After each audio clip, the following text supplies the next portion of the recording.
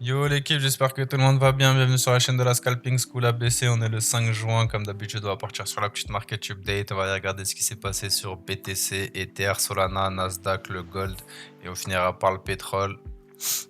Pour BTC, les choses sont claires, hein. Hier, on vous avait dit, si on se fait pas racheter à ce niveau-là, même avant-hier, si ce niveau-là ne tient pas, on ira chercher le lot. Hier, on a eu un petit rebond logique après la prise de la liquidité de ce petit pool-là.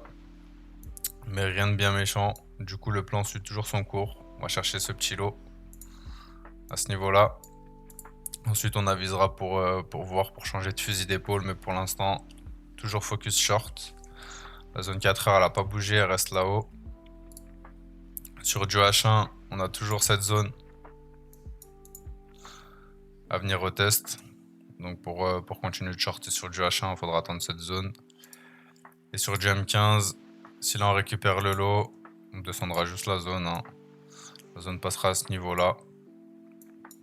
Donc on va focus aujourd'hui, voir ce qui se passe sur les LTF. Il y aura sûrement des moves à prendre, à voir comment ça va se passer dans la journée. En tout cas, là actuellement, il y a vraiment une petite zone ici à ce niveau. On pourrait venir retag avant de redrop. On va avoir quelque chose comme ça pour finir, avant de finir le taf, histoire d'emmagasiner un peu de gens en longue. Donc on va voir au fil de la journée comment ça va se passer. Pour Ether, Ether comme BTC. Sauf qu'Ether, lui, un petit peu plus prononcé quand même. On a déjà repris le lot. On va aller chercher. Je vais aller voir sur du daily. Je sais qu'en weekly, on était dans une grosse zone quand même ici. Weekly, on avait un petit rebond là, mais pas assez pour nous dire qu'on va aller chercher les structures plus hautes. Du coup, on va se remettre LTF. On peut descendre ces zones. Elles sont plus d'actualité. On aurait une première zone M15 à ce niveau à retester.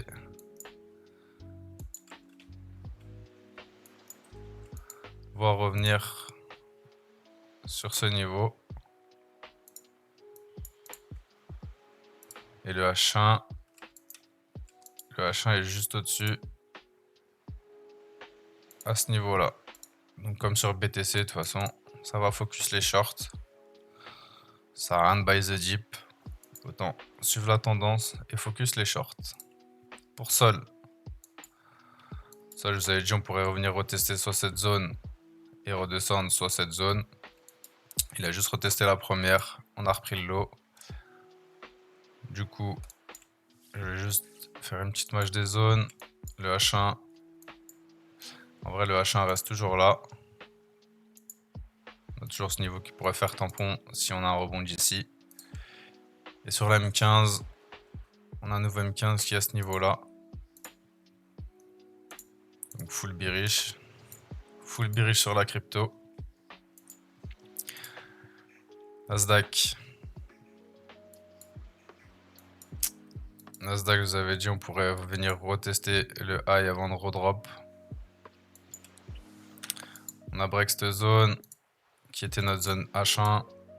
Donc logiquement, on se dirige vers la zone H4 à ce niveau-là. Ensuite à voir, on aura un petit niveau de résistance entre guillemets sur ce niveau si on continue à drop. Pour le M15, c'est le même niveau. Mais je serais plus d'avis de focus des longues plutôt que vouloir shorter le Nasdaq. Attendez la fin de correction. Une fois qu'on commence à reprendre la petite tendance haussière, on envoie des longues.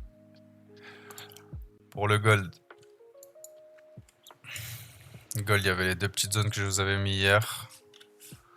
On est venu retester celle-ci. Du coup, pour remonter, on n'a pas de zone qui ferait tampon là sur M15 H1, H4. On a toujours cette zone là à venir retest.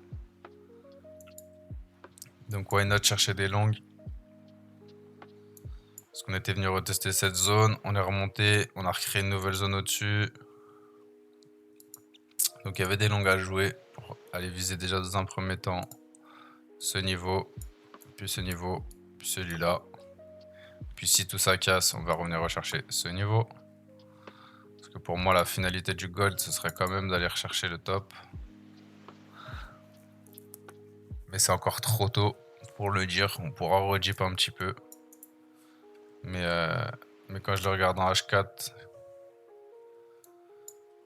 je vois juste un petit range à ce niveau-là. Là, on bait les shorters et on repart là-haut. Donc à voir sur les prochains jours, prochaines semaines. En tout cas, il n'y a pas de nouvelles zones là pour le moment. Elles sont déjà toutes indiquées. Et enfin pour le pétrole. Ça veut dire soit on refait un high et on aurait cette nouvelle zone créée. On la reteste, on repart là-haut. Il n'a pas voulu faire de high. Du coup, ce plan-là n'est plus d'actualité. Ça, c'était une zone inexistante du coup. Parce que je vous avais dit, c'était si on reprend le top qu'on aurait une zone ici. Donc pour le pétrole, on a toujours cette zone-là en 1 heure. 1 heure ou M15.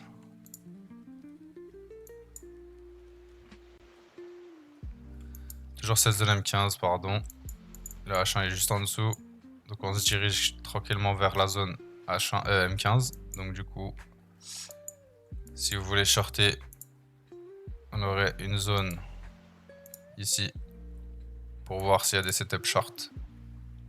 Et si vous êtes plus d'avis de longue, attendez un retour ici. Commencez à repartir pour trouver des setups longues. Personnellement, comme je le dis depuis le début de la semaine, voire même le début du mois, je touche pas à ça. C'est trop rangy pour moi. Donc je préfère le laisser. Pas prendre de setup là-dedans. Attendre qu'on reprenne soit le high, soit le low. Avant de vouloir rentrer sur ce genre de marché. Voilà l'équipe pour la petite market update. J'espère qu'elle vous aidera.